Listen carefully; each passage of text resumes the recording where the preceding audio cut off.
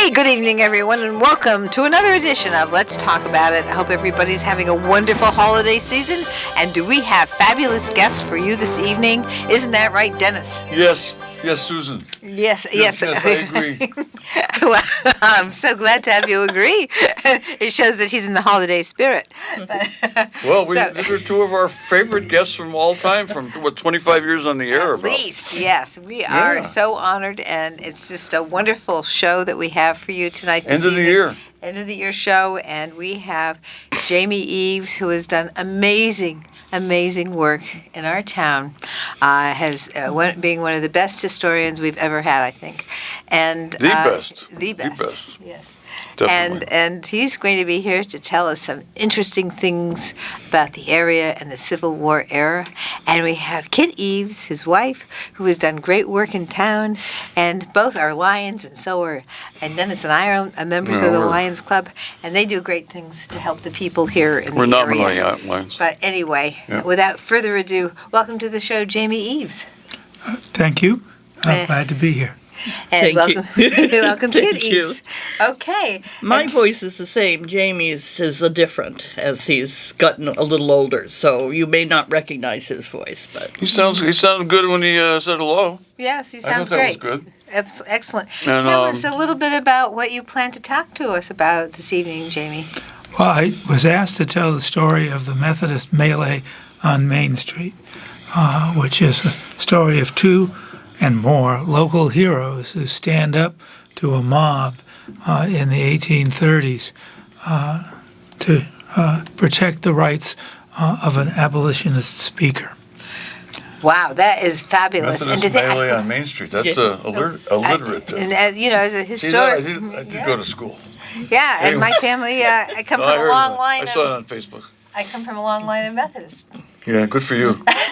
I was raised as a Catholic. Where was the Methodist Church on Main Street? I still don't know.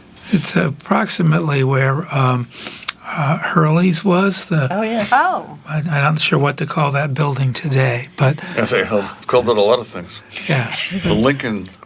Well, now it's the Hurley's building has now been done over by beautiful, great work. People like Barbara McGrath and a number of people have done that building over, and now it sure looks nice. Yeah, good beat. So that's where the event took place?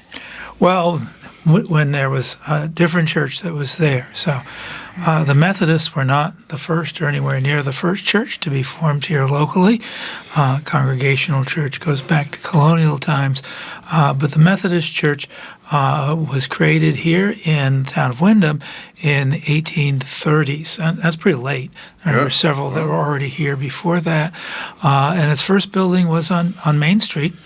And then they moved around the corner to Church Street, named because their church was there, where they were for forever, the longest time, until urban renewal in the 1970s. And then they moved actually out of Windham across the border into Mansfield. It was the same church. Mm-hmm. So it's got a long history. That's interesting. Is that the church that's on Route 195 on the left-hand side? Yep, that's the one. Not too far out of town? Yep, that's it. Okay. My Aunt Clarine was a Methodist minister. She was the first woman to graduate from the Hartford Seminary in 1938. And the reason I mention that is because we saw her give a sermon at that particular church back in the day. It's probably about 25 years ago now. But also we have the Methodist Camp Meeting Ground here in town. We do. And that is another place. They've changed it to just Camp Meeting Ground. But when they had their 150th anniversary, I was there to celebrate that and mention Aunt Clarine Coffin Grenfell. Now I got it in there. Very good. Little did you know about Aunt Clarine. I think actually you told me about her once before. I think you've told me about a million times. I actually met Clarine, and we had her for I dinner heard her once. She came spiel, over and was quite impressive. And she's quite a very glib speaker, and orator, and a poet as well. Mm-hmm. Yes. And a member of the Methodist Church who I think knew Jake Lewis. Yes. Well, the family who was went a way historic back. figure in town. As a businessman, he pitched baseball for UConn, and he was also he was a politician, big time. When I first came on the scene in the Democratic Party, Jake was the chairman emeritus, and he made sure that I followed his protocols as chairman, and I did that and then some. And but it wasn't easy between the two of us. We were both strong-willed, but we got things done. And as I recall, he was a member of that. That's interesting because I'd never thought about that. But he was a member of that church up on 195 that moved out of Willimantic to Mansfield, as you pointed out, Jamie, that I did not know. I think I'm going to hear a lot of stuff I didn't know. I think we So- are, yes.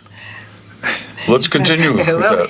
Yes, indeed. Okay, so the Methodists in this part of Connecticut, when they formed, they were the anti-slavery abolitionist church. Most places it was the Quakers, and because of the equality of all people is fundamental to Quaker belief, although the Quaker church was not initially an anti-slavery church. It became one as time. But eventually the Methodist church becomes one as well. It's a newer church than the Quaker church. So it wasn't just in Windham. It's first a Methodist circuit riders arrived in the early 19th century, and they included abolitionism among their sermons, and so they attracted people who tended to be social activists and still do, because John Wesley, the founder of the Methodist Church, was a social activist, and you see him still quoted today. The two people I want to focus on, I think, are local heroes, and they're Orrin Robinson and his wife Jerusha Robinson. And Orrin Robinson, the Robinson family is one of the oldest families in Windham. They go back to among the very first that arrived in the late 1600s. And it was a big family, and there were many Robinsons, and most of them were farmers, and they owned farms along what's now Jackson Street, on out to, one of their houses was the stone house that it's at the corner of Jackson Street and Ash Street. Was one of their farmhouses. But Orrin was not a farmer, he was a miller. So where the big mills are today, the big, huge granite mills that are down on the Willimantic River, they hadn't really been built yet. And so in the 1830s, and a little bit earlier than that as well, where the big number 2 mill is that was built in the 1860s, the big granite building that's down there, there was a sawmill and a grist mill and some other small mills that were there. And the sawmill and grist mill were run by Orrin Robinson. He owned them and he ran them. And he was referred to by people locally fondly as Uncle Orrin, and his wife Jerusha as Aunt Rushi. And they had a smallish house right across the street. It's on what's now Main Street on the north side. Not too far from where the Mill Museum is now, a little bit further on down towards Cardinal Square and Recreation Park. So they lived there as middle-class people, well known for running the mill. So what happens is the Methodist Church is established, and Orrin and Rushi are among those who join it. Mostly not the movers and shakers, not the wealthy people in town, but they did join. But it was an anti-slavery church, and so the minister invited an abolitionist speaker to come in 1837, invited him to come in and talk to the congregation. And there are two accounts of the what I call the Methodist melee on Main Street, and that's my attempt to be literary. And one is by Lloyd Baldwin. And Lloyd Baldwin was an early inhabitant. He came as a carpenter to build not one of the big mills that's still there, but one of the Bridge Street mills, one of the granite mills that was on Bridge Street. And he came as an apprentice and stayed. He ended up building a lot of the old buildings that were located in Willimantic. were his constructions. Franklin Hall, he built that. He built several of the mill buildings. He built churches. He built private homes. He became the preeminent builder, and he lived until the 1890s. In the 1890s, as an old man, a widower, his wife dead. I think his son is even dead by then. He no longer lived in his big mansard roof house on Pleasant Street, but he lived in one of the hotels, the Wyndham House Hotel, which is where Liberty Bank is located today. So he's living there.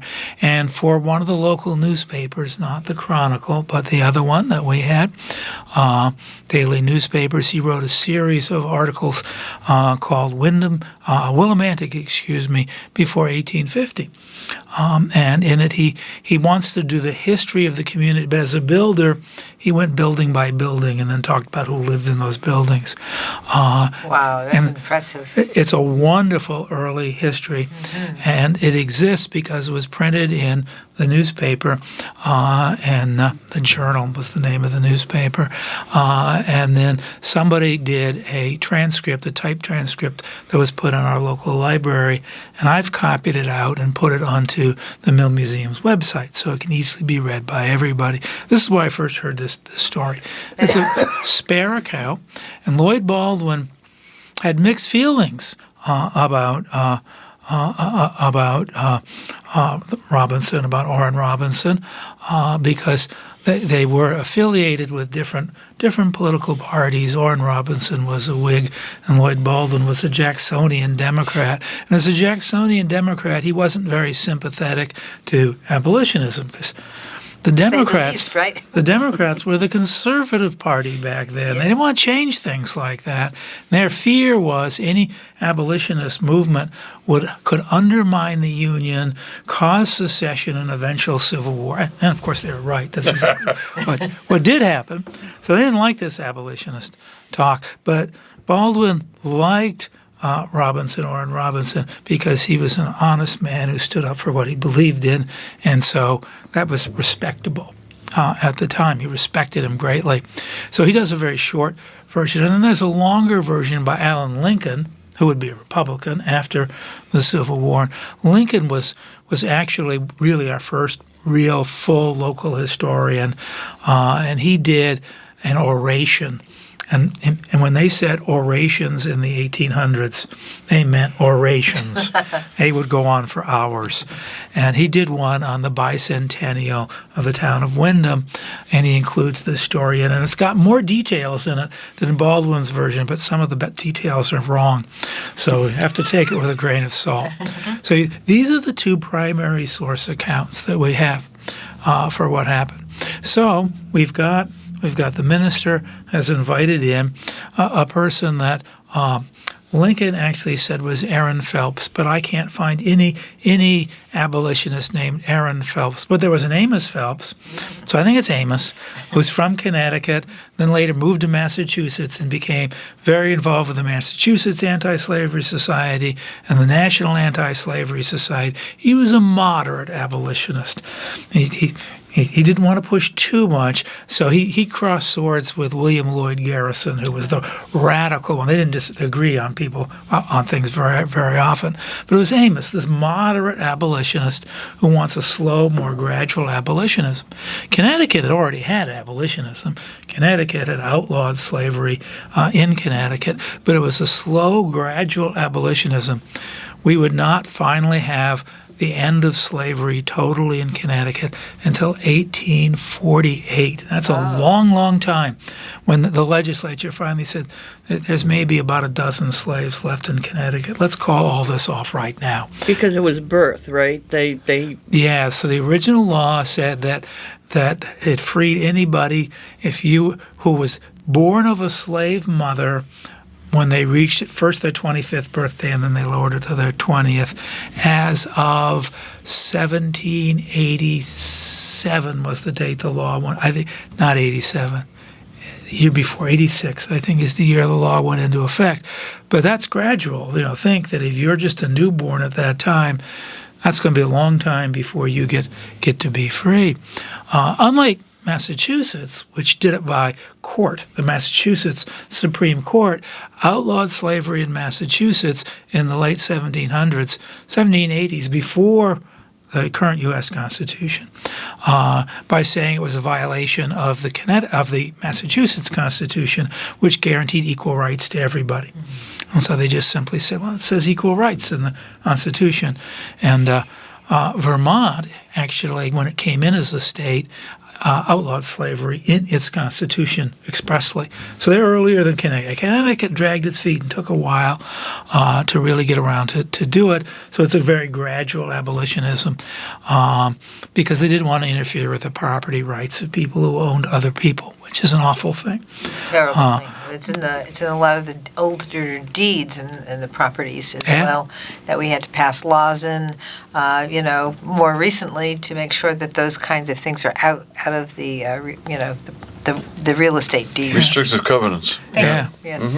And African Americans don't get voting rights even as free people in Connecticut until after the Civil War, with the passage of the 13th, 14th, and 15th Amendments to the U.S. Constitution, which made the Connecticut Constitution, which said white people only, white men only, and made it a dead letter on the issue of race.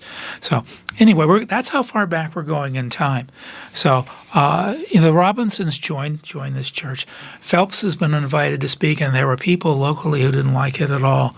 My guess is Lloyd Baldwin was one of the people who didn't like it at all, but he didn't believe anybody should have done anything about it. This is what he said. Some people did. And so the first night that Phelps spoke, nobody did anything. The second time, he spoke once a week for 3 weeks in a row. Second week, a mob of anti-abolitionists. I'm not saying pro-slavery because probably most of them didn't want slavery in Connecticut, but they didn't like this abolitionism. This is too dangerous. Gathered outside the Methodist Church and threw rocks through the windows. Oh boy! And- That is really interesting. I've heard about the way that people think of abolitionists and non-abolitionists, and it's really interesting to think of them as people that didn't want the conflict; they just didn't want to have it change. Yeah.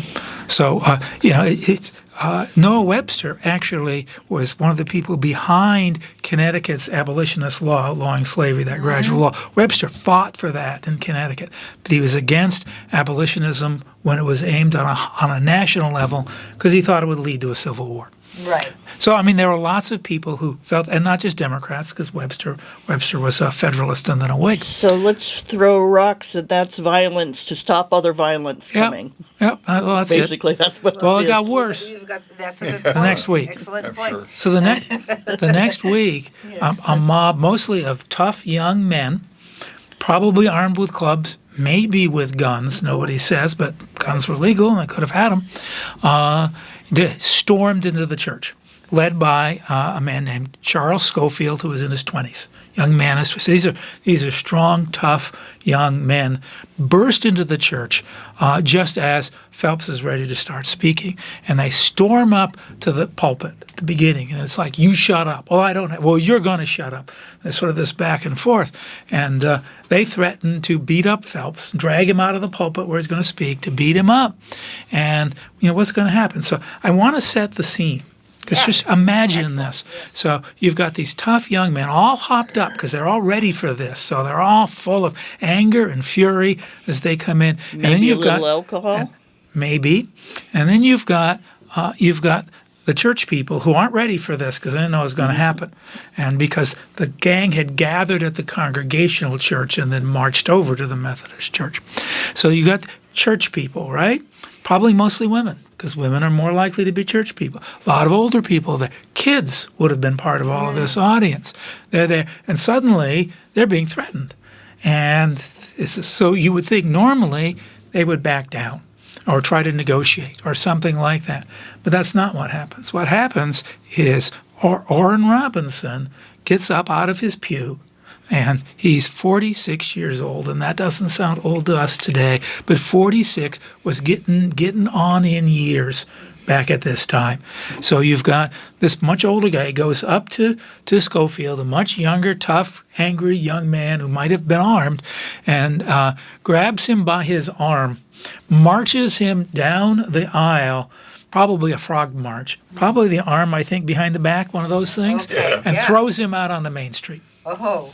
And at that point, a fist fight broke out in the church as the church people fight with the thugs, the toughs. And it's in the church, in the pews, they're fighting, and it spills out onto Main Street. And I think it spilled out onto Main Street by design, because while the fight is going on, Aunt Rushi tosses her cloak over Phelps so nobody knows who he is. She's put her cloak over him, leads him out the back door and through the back streets of Willimantic to her house for safety. But that took courage to go that distance because she doesn't know who's going to be waiting for her outside. Sure. So she's as heroic as her husband in this. So what happens is the fist fight on Main Street comes to the attention of the authorities. You can imagine that happened. They got on Facebook is what happened. And it got announced right away. So what happens is the deputy sheriff, who, Lincoln says is a William Hosmer, but I can't find a William Hosmer. So I think it was Stephen Hosmer who owned Hosmer Mountain. He was a big farmer at the time. I think it was him. Comes on over with one of the constables and maybe more, because Willimantic had just become a borough, so it had constables, and they break up the fight, and they read them the Riot Act, literally read them, because this is what you did. You would read the Riot Act. It was a written thing you would read and say, you are now under arrest unless you agree to pay a fine and go home. So they arrested like 10, 15 of the ringleaders on both sides, and so they all paid a fine. They all sheepishly reached into their pockets and paid a fine, as the deputy sheriff is saying, you know better than to be fighting in the street. Come on, what is the matter with you? You're grown-ups. Stop this kind of thing.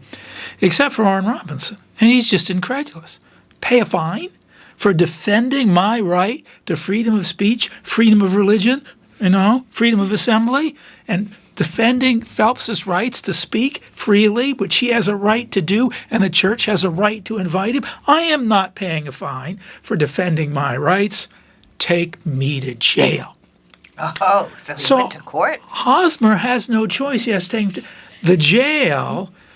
It's not a local jail. Oh. There's only the county jail at this time in Brooklyn. Oh, my goodness. So still they there. start off. This is the one that Prudence Crandall had been in 4 years earlier. Oh, 4 that's years before so that. interesting. It's the same jail. Oh, my goodness. That building's still there, right? Yes, Isn't it it? is, It's the town yes. hall in Brooklyn. Yes, Yeah, it is. So been there many times. that's a real historic building. It is And great so location too. they start walking, and Hosmer is thinking, one, I don't want to walk to Brooklyn, and two, he's thinking, I don't want to arrest this guy. I mean, these families have known each other for generations. They're friends. I don't want to arrest him. I just wanted to break up the fight. So what happens is Hosmer starts to pat himself and say, oh, I forgot the paperwork. I left the papers back in Willamette. I have to go get the papers. You can wait for me here if you want while I go get the papers. Now, we all know what he's really saying, right? Right. Go home is what he is saying. The speech? Is that Well, the he- speech? No, this He is doesn't quite say it, but this is it's- legal papers Oh, that would have okay. been involved with the arrests. Oh, That- okay. marking off that they had see. read the Riot Act and followed the Oh, law. all right, the Riot Act. Yeah, so he goes back, gets whatever papers, if indeed he actually had forgotten papers, Right. and thinks, well, I better check on what's going on. How far out were they when he?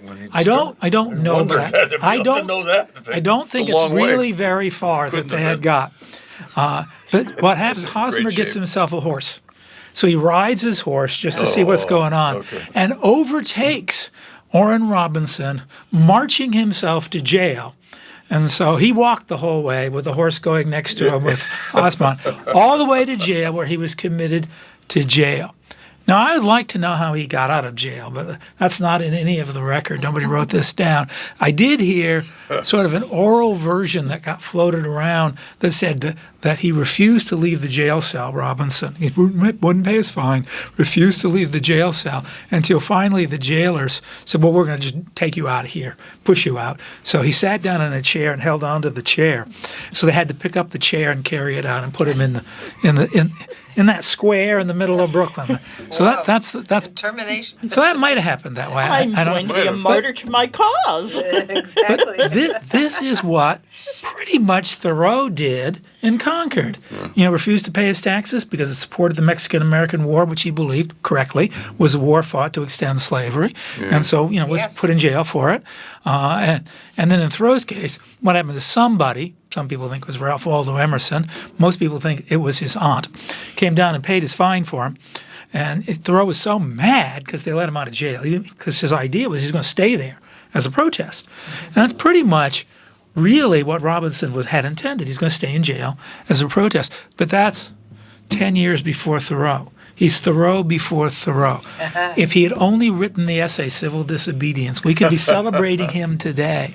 So he is one of he and Rushy, they're heroes. Yes, absolutely. I think.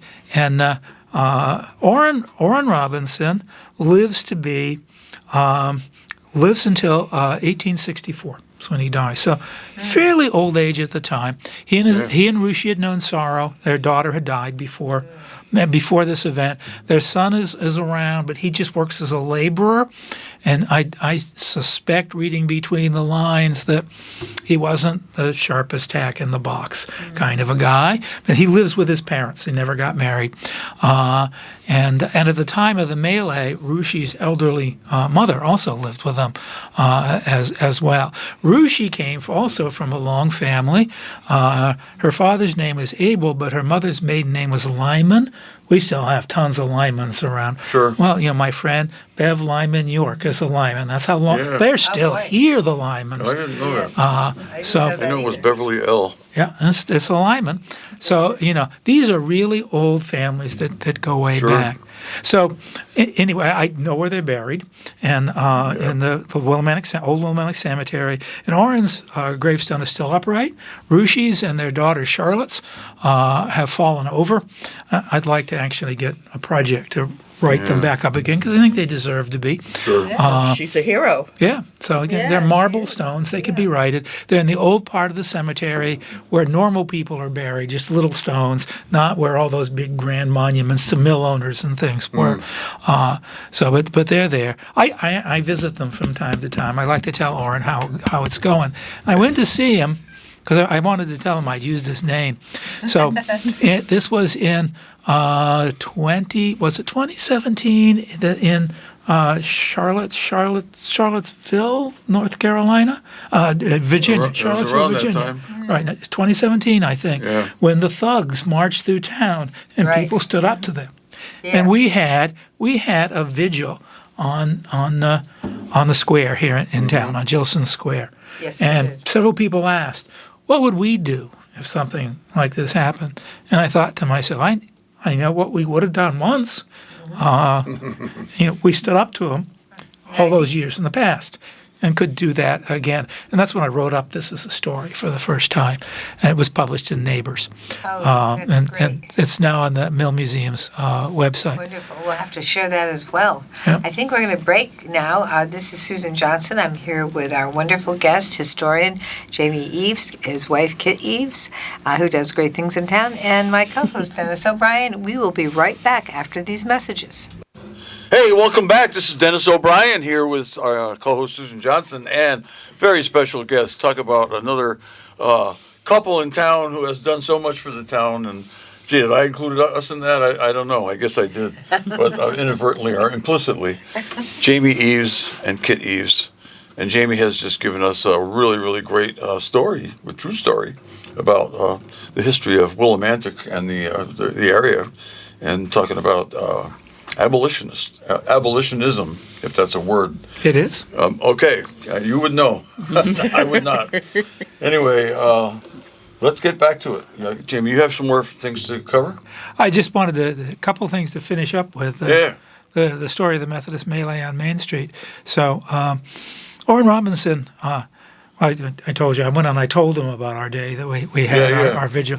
But Orrin Robinson didn't live to see the end of the Civil War. He died in 1864, and the war ended in 1865. He didn't live to see the 13th Amendment, which ended slavery in the United States. But by dying in 1864, he did live long enough to witness the Emancipation Proclamation, which was issued by Lincoln, the final version, in January 1st of 1863. So I imagine he had this good thing that he was able to enjoy, at the very end of his life, and was a nice capstone for him. So he's one of several people I go and tell how things are going that are in our local cemeteries. So I just wanted to just point that out. Well, that is wonderful, and I've been on the tour with you when you've, told people. We went with the NAACP at one point in time, and you went on the tour pointing out all of these people and really telling us the history. But this is really something I hadn't really realized about this massacre, this fight that occurred with the Methodist Church, and how the Methodists were abolitionists, which is really a great thing for my family history, and to have them arguing and fighting, and the perspective of the people who were going through these times, trying to make things better for our country. It's really very, very important that we keep these things in mind, because it really was. I mean, we call it slavery, but in another way, when I look at it and think about it today, maybe you can correct me, but it seemed like fascism for black people. Well, fascism hadn't been invented yet, so it's kind of ahistorical to use something like that. Yeah, we use that word pretty loosely, Susan. Yeah. So Yeah, he says, he's right, you're right. fascism is a 20th century invention. Sure. But He's got Chris Files' book about Haunted by fascism. Hitler. Chris Files. Haunted by Hitler. Hunted by Hitler. yeah. Yeah, it's about fascism. And anyway, Yeah. we're being distracted. We're moving We're moving away too from too late in history. But we think about oppression, and in some ways, slavery still exists in some countries today. Yeah. Well, Oppression and exploitation are great terms yeah. Thank you. for it. I mean, and they're Tend to be unfortunately growing in our country right now. in the world. Well, in the our country, oppression and our country for sure. I was really interested in the notion that young men were leading the charge in terms of trying to shut up the speaker. well, Baldwin said that they were encouraged by older men who knew better. Well, I think that's happening today. Well, some things are in human behavior are kind of Never constants. change. People can behave badly in all eras, and then people can rise to great heights. I had in all eras. professors in English lit classes that I took that said, one thing you learn from literature and from history is that human beings do not change much over time. The nature of man, as they call it, nature of mankind, humankind, hasn't changed that much. No, I mean, when you talk about progress in history, it's mostly technological progress. Yeah. Is what can be If you want talked to call it that. Well, it is technological progress, but what the effects of it are. from a physicist's point Yeah, of view, yeah, right. or an engineer's. That's good. Yeah, but no, I mean, human nature is human nature. Yeah. But the thing that always has been important to me in my study of history is you also find the heroes. You find the people who did the right thing. I had a professor once. And a lot of them are not well known.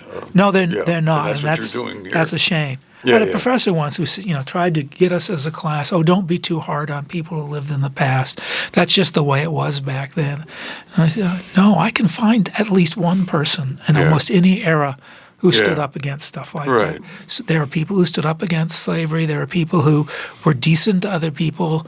There are decent people in almost every era. They're often outnumbered, but but they're there. And those are the people we should be remembering. Those are the Absolutely. people we should be making statues of. And the So, opportunity was there too, Yeah. because there were a lot fewer people.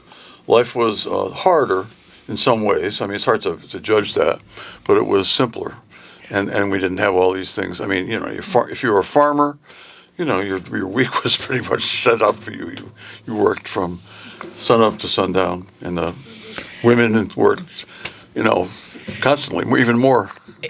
It was harder, but for them, they didn't realize it was harder. No. They didn't know what the future was going to be, and that we would have indoor toilets, and we we have electricity, and things like the that. 40-hour work week, And, or 35, or whatever it is. yeah. Yep. That's right. Women could vote, and Well, that was a little later. a little later, yeah. Well, that's one of the great things I think about being a historian is you really appreciate that perspective and how much different things were, and and when people try to judge one area against another, and like you say, there are heroes. There are always heroes. There are always people who. So the heroes and villains need to be evaluated in the context of their own time. In the context obviously, of their times, yes. I want to make sure Don't we say also, they were all bad. I want to also, we are saying heroes, but I'm thinking that we had heroines. Oh yeah. And, Of course. And none of us have said There's that probably word. more of them, Well, like there are today. When I think about the women who went to jail and were force fed because they went on hunger strikes because they wanted the right to vote. Sure. Those are heroines, and I think about people who are now trying to decide what we're going to do now that we've lost Roe v. Wade, and what's going to happen in our country with that. Will there be heroes? Will there be heroines? About women having the right to their own bodies and their own bodies' uses. There will be. It all depends. I think the only thing in doubt is how effective will it be? How long will it take? Yeah. Well, the That's- application in that circumstance is a right to health care for Everybody. all aspects of your physiological being, and whether you're a woman or a man. If you can deny women access to all the different types of modern inventions in healthcare with reproductive rights and those types of things, that is really healthcare. So we can get into those types of situations, but I think that we That want. sounds like a big digression. That is a big. We only that'll have be big, and so we wanna much make time, sure and we have. the access for everybody, but I We the have just want to Kit make and sure Jamie we here. say heroines, that's all. heroines and that's Yeah, right. well, Women I'm are mindful of fighters that. as well, So yes, I think women are all heroines after having to put up with their lot in life vis-a-vis men historically and in the present time.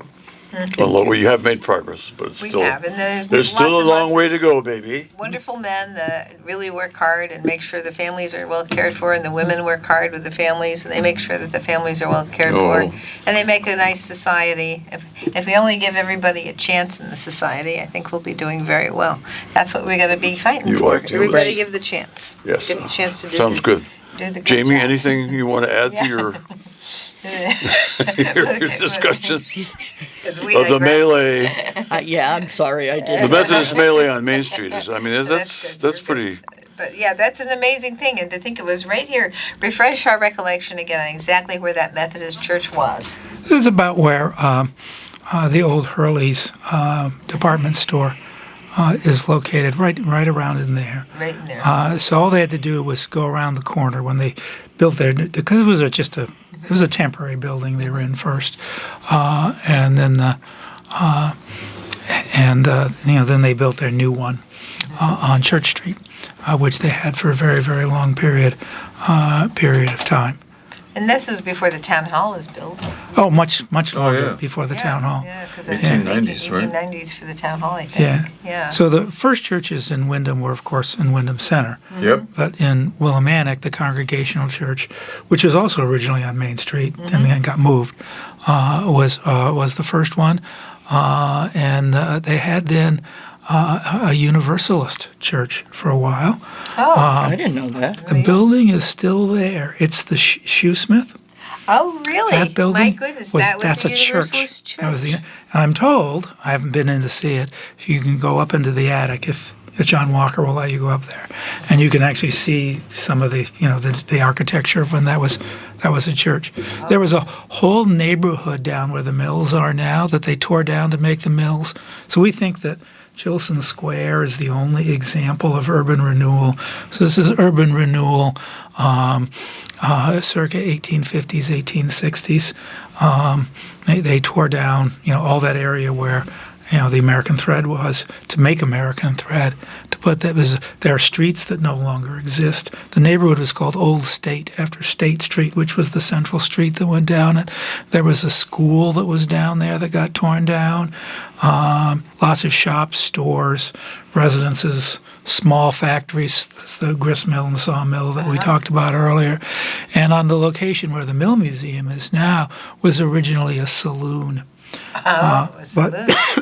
But the general manager of the Willimantic Linen Company, as American Thread was called in the late 1800s, was he was a teetotaler and absolutely did not like watching his workers leave work and head for the saloon. So he bought it, tore it down, and built the building that's there now as a company store so the company could recapture wages from workers by selling them things on credit. Is that the building that's empty next to the old, American Thread? No, this is what's the Mill Museum. Oh, that's the Mill Museum now. The Mill Museum What now. about that empty building that's a stone building and it's empty and people always have ideas about what to do with it? Oh, that was their office building. Oh, okay. So yes, so when he looked out his office window, I see. Yes, that's the office window he looked out of and saw people going into the saloon. What a cool spot for him Yeah. to manage things. Monitor. Yeah, they outgrew that as office space, though. And then the other It's stone small. building that's Small, down but, there but, is. but it's a good spot. It is a good But spot. For those days, I'm sure it was great. We're running down on time, but I just wanted to you said that the Congregational Church was on Main Street. Do you, whereabouts was I have forgotten where that was. I'd have to look that up. Oh, sorry. And Lloyd Baldwin has all of that information. All right. But yeah, and so he tells the story of how the current one got built, and he's upset because he wasn't hired to be the builder. So he then tells how the landowner swindled the Congregationalists by overcharging them for the land it was built on. See, some things never change. Wow. Even in those times, building a church. Yeah. Very, very good. We're running down to our last couple of minutes. Why don't you give us a little bit more about, summary and, about where to find more stuff and that sort of thing. Well, if you're looking for local history, the easiest place to find it is on the website of the Mill Museum, which is www.millmuseum.org. So it's really easy to remember. And if you go into the home page, which is where that will take you, there's a menu at the very top, a banner menu, and it says History is one of the things. And if you click on History, it will take you to a whole bunch of pages with a whole bunch of history articles. If you're going on your phone, there's no banner, so you have to drop down, and there'll be some boxes you can choose. But there's a box labeled History, and if you click on that, it'll take you to the history pages that are there. Or you can buy Tom Beardsley's wonderful History of Willimantic that he wrote in the early 90s, which really pretty much ends at the beginning of the 20th century, but lots of good information before that. And we have that's for there. sale at the Mill Museum. And we do. And what we need is more written history of the rest of Windham to go along with that. Yeah. They're All right. Well, that's great. And I want to just put a plug in for the Mill Museum. Everybody go online and become a member for the Mill Museum because we want to have more membership. It does great things for the Absolutely. community and has great information on it. So I think it's a great thing for everybody to do. And thank you so much for the amazing work you do, Jamie. You've done Thank you. amazing work for the history of our town, and it really gives us a sense of community that I don't think we would have without you. So I really appreciate your work. And I appreciate your work too as well.